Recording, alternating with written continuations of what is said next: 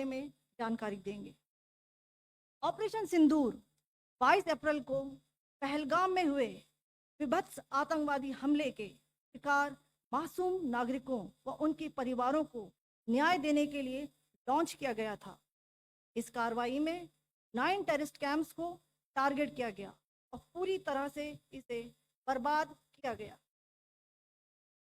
पाकिस्तान में पिछले 3 दशकों से टेरर इंफ्रास्ट्रक्चर का निर्माण हो रहा है। इसमें recruitment, indoctrination centres, training areas व लॉन्च पैड शामिल थे, जो पाकिस्तान और पाक अधिकृत जम्मू कश्मीर POJK दोनों में फैले हैं।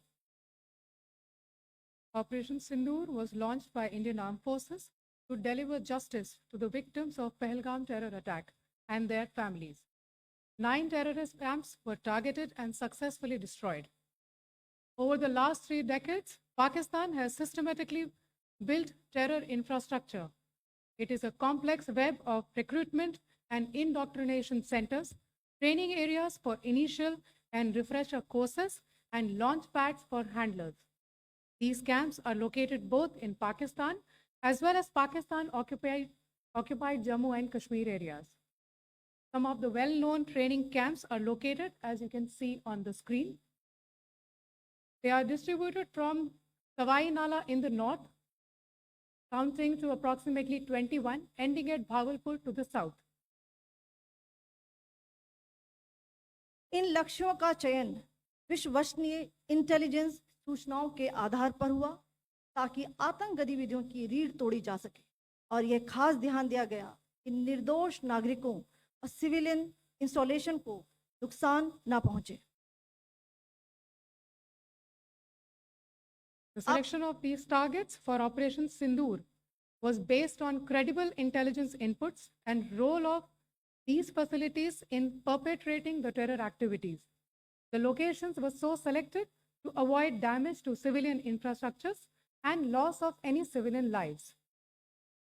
This was done with due diligence, and the camps selected for targeting and their engagement will now be shown to you one by one.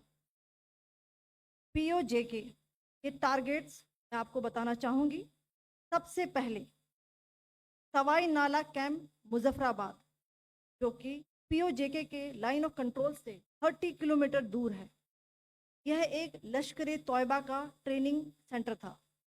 20 अक्टूबर 2024 सोनमर्ग, 24 अक्टूबर 24 गुलमर्ग, 22 अप्रैल 2025 पहलगाम, इन हमलों के आतंकियों ने यहीं से प्रशिक्षण लिया था।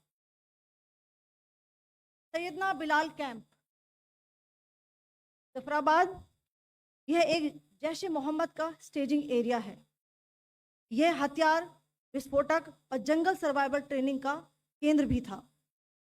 गुलपुर कैंप कोटली, यह LOC से 30 किलोमीटर दूर था। लश्कर तोयबा का बेस था, जो रजौरी पुंछ में सक्रिय था। 20 अप्रैल 2023 को पुंछ में और 9 जून 2024 को तीर्थ यात्रियों के बस हमले में यहीं से आतंकी को ट्रेन किया गया था।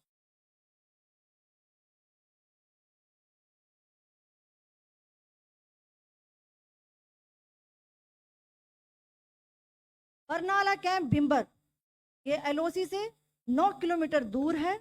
यहाँ पर हथियार हैंडलिंग, IED व जंगल सर्वाइवल का प्रशिक्षण केंद्र था। अब्बास कैंप कोटली,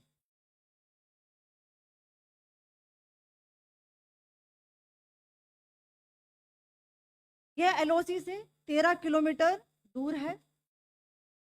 लश्कर तोयबा का फिदाइन यहाँ तैयार होता था। इसकी कैपेसिटी 15 टेररिस्ट को ट्रेन करने की थी।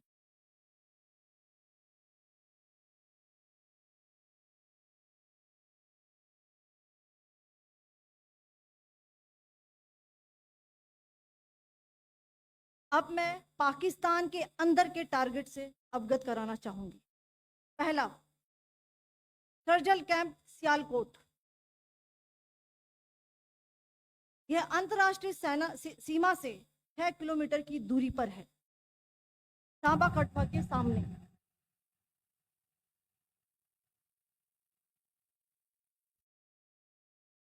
मार्च 2025 में जम्मू एंड कश्मीर पुलिस के 4 जवानों को जो हत्या की गई थी, उन आतंकवादियों को इसी जगह पर ट्रेन किया गया था।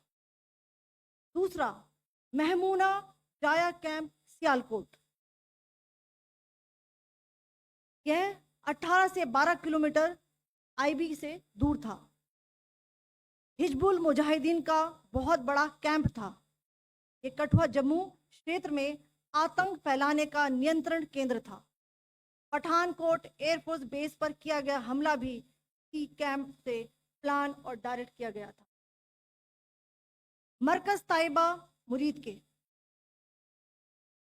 यह आईबी से 18 से 25 किलोमीटर दूरी पर है। 2008 के मुंबई हमले के आतंकी भी यहीं से प्रशिक्षित हुए थे। अजमल कसब और डेविड हेडली भी यहाँ ट्रेन हुए थे।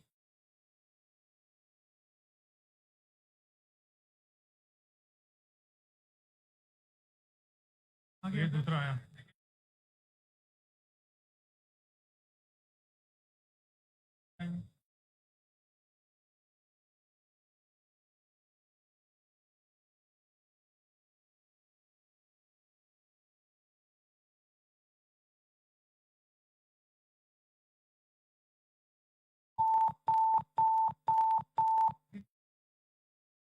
एंक्लोजर सेम ही है, just hit the target.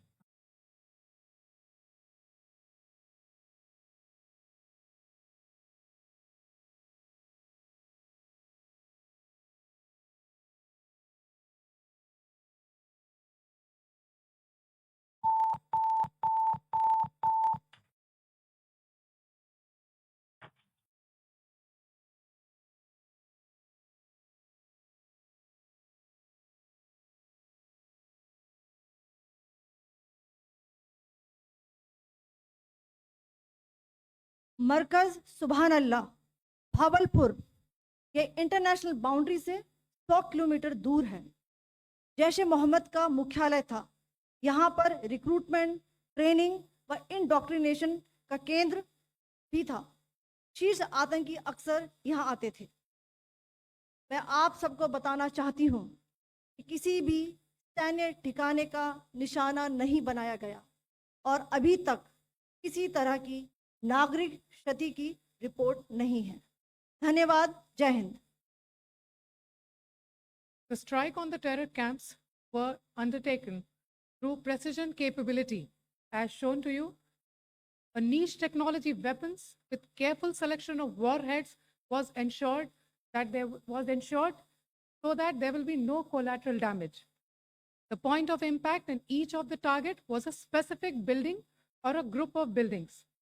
All the targets were neutralized with clinical efficiency, and the results reiterate the professionalism of the Indian Armed Forces in the planning and execution of their operations. No military establishments were targeted. India has demonstrated considerable restraint in its response.